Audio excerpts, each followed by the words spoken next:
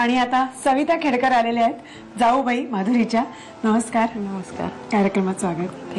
पण तुमचं खूप खूप खूप कौतुक केलं माधुरीने की आम्ही एकत्र दुकानात जातो, मग आम्ही एकत्र सगळी कामं करतो आणि मग आम्ही कधी गेले तर ती सगळं करून ठेवते, ती कधी गेली तर तुम्ही सगळं करून ठेवता. इट्स खरंच बरं वाटलं खूप ऐकून. तुम्ही इतकं छान खेळीमेळीनं दोघी जावा राहतात, त्यामुळे सगळीकडे आनंदी आनंद असणार आहे घरात.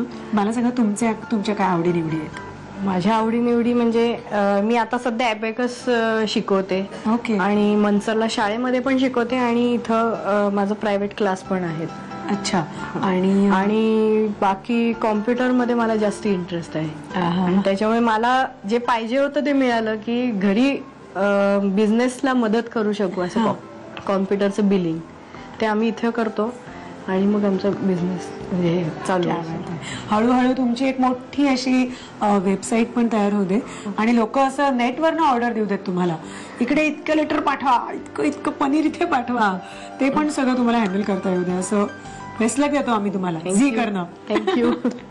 ओके. आणि बाकी तुम्ही मूळच्या इथले आहात का? नाही, माझं माहेर इंदोरला, मध्य प्रदेशमध्ये.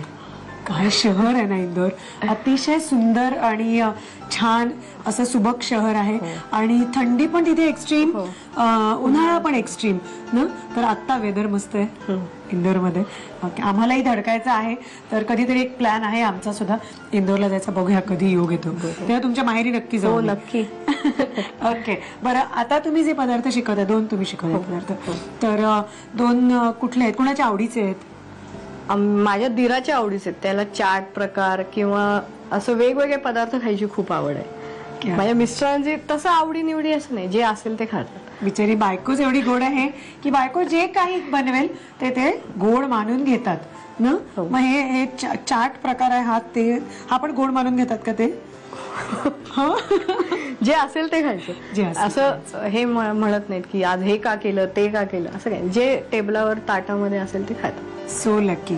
एकतर खरंच मला तुमच्या दोघींचंही दृष्टच काढूया की कायम असंच राहू दे अशी प्रार्थना करूया ईश्वराच्या चरणी. आणि मुख्य मुद्द्याकडे वळूया. तुम्ही हा पदार्थ जो आहे ह्याला काय नाव दिलेत स्पेशल? बास्केट चाट मी नाव दिलंय. बास्केट चाट. ओके. तर आता बास्केट चाट आपण शिकतो जाऊबाईंकडनं, सविताकडनं. तर साहित्य आपण नीट लिहून घेऊया म्हणजे आपल्यालाही करता येईल आणि आपलेही नवरे खुश होतील ना. साहित्य: उकडलेले मूग, ज्वारीचं पीठ, जिरं, कोथिंबीर, शेव, मीठ, चाट मसाला, चिंचेची चटणी, चिरलेला बारीक कांदा, तिखट.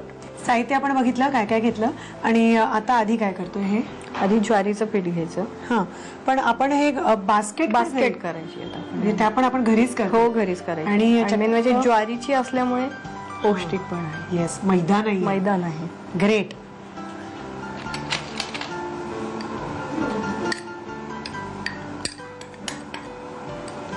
आता काय देऊ? जिरं. आता मीठ.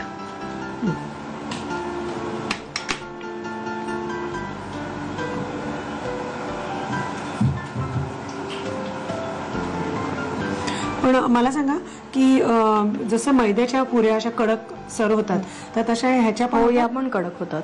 ह्याच्या पण होतात? ह्याच्या पण कडक. मग एरवी पण आपण ह्याच्याच वापरायला पाहिजेत खरं म्हणजे.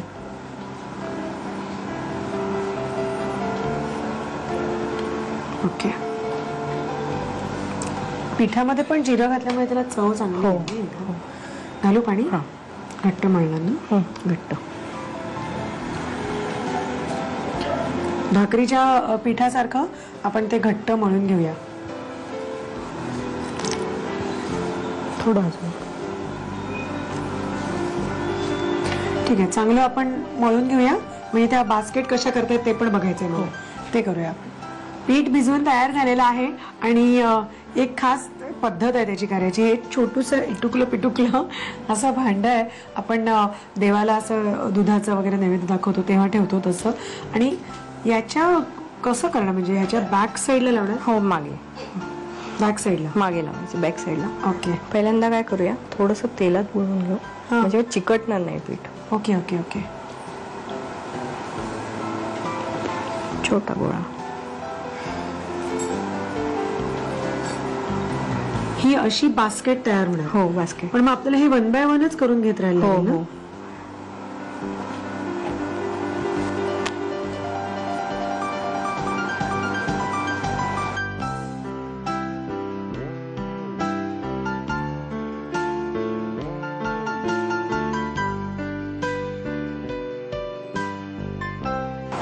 आता हे असंच असंच आपण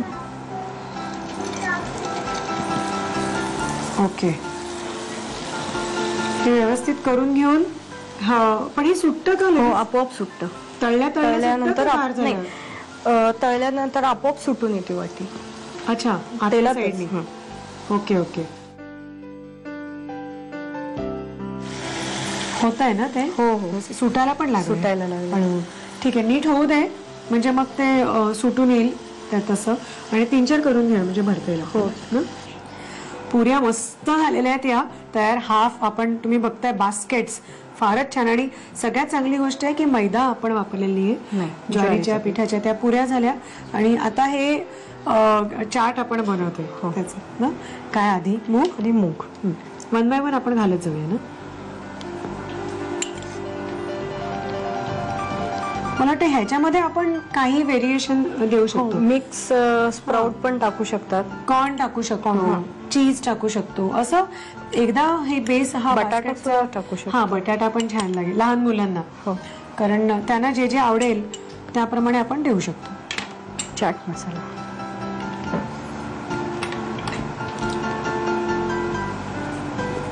असं थोडासाच लागेल ना.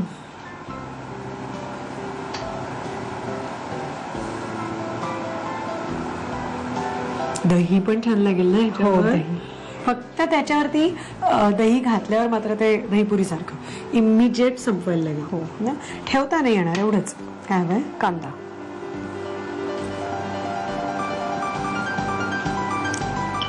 हे सगळेजण घरी यायच्या वेळेला जस्ट पटापट पटापट आपण बास्केट्स बनवून ठेवायचे. हो ना. आले की फटाफट भरून द्यायचं. हेल्दी आहेत म्हणजे सगळ्या डिशेस हेल्दी आहेत.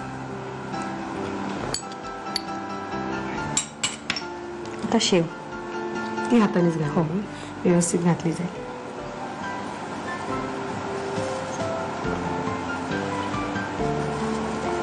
भरपूर काय काय तुम्हाला याच्यात करता येतील व्हेरिएशन्स. हो ना. हो. पुदिन्याची चटणी, पुदिन्याची चटणी, रगडा ऍड केला. रगडा घालून पण खूप छान लागेल.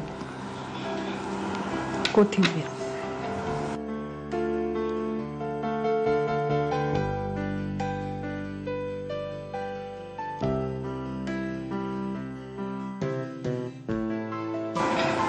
आता चटणी लागेल ना. छोटी चिंचेची चटणी. ही आपली नेहमीची आंबट गोड चटणी जी असते तीच आहे ना. तीच आहे. यानी मुलं पटापट खातात.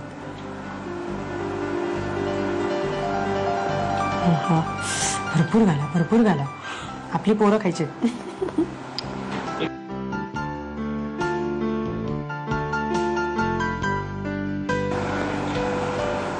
ओके. ऍक्च्युली हे सजलेलंच आहे. आता अजून ह्याची काय सजावट आपण करणार नाही का. रेडी झालेलं आहे. इतकं टेम्पटिंग आहे. तर आमचं बास्केट चाट ना तयार पन्ना उडवण्यासाठी. आणि तुमच्या पण तोंडाला पाणी सुटलं असणार मला खात्री आहे अगदी. तर हे पटकन ह्याचं साहित्य आणि कृती लिहून घ्या. बास्केट चाट बनवण्यासाठी लागणारं साहित्य: उकडलेले मूग, ज्वारीचं पीठ, जिरं, कोथिंबीर, शेव, चाट मसाला, चिंचेची चटणी, बारीक चिरलेला कांदा आणि तिखट. कृती: प्रथम एका बाउलमध्ये ज्वारीचं पीठ घेऊन त्यामध्ये जिरं, मीठ, लाल तिखट आणि पाणी घालून घट्टसर पीठ मळून घ्यावं. वाटीच्या बाहेरच्या बाजूला तयार पीठ लावून ती तेलामध्ये खरपूस तळून घ्यावी आणि बास्केट्स तयार करावीत. तयार बास्केट्स मध्ये वाफवलेले मूग, चाट मसाला, कांदा, शेव, कोथिंबीर आणि चिंचेची चटणी घालून चाट तयार करावं.